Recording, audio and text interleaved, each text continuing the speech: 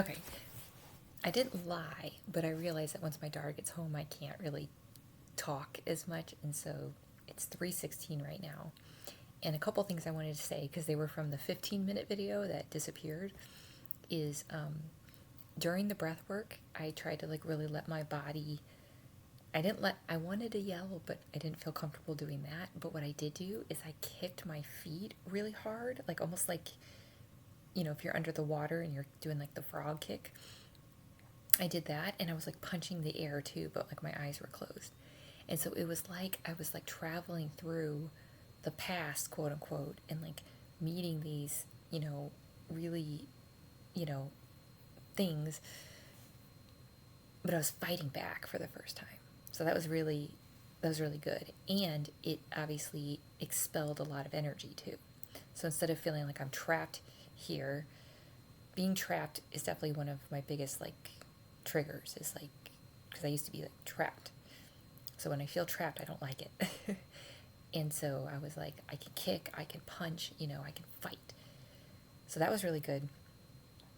That was one thing. And then another thing is someone was saying today to me that anger is a secondary emotion. And, you know, I didn't say I disagree, but I do think this could be potentially a missing key for some people, because it is for me.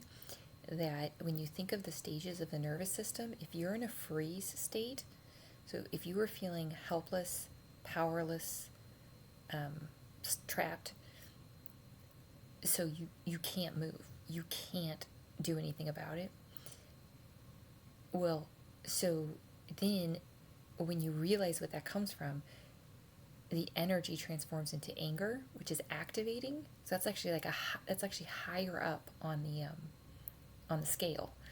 And so for me personally, which is all I can ever talk about, I have noticed that I feel depressed, lethargic to say the least, all this stuff when I feel trapped. But then when I'm like, okay, well, let's deal with this, and I look at the root, and that justifiably makes me very angry, that's a good thing, because then you can take that anger as energy.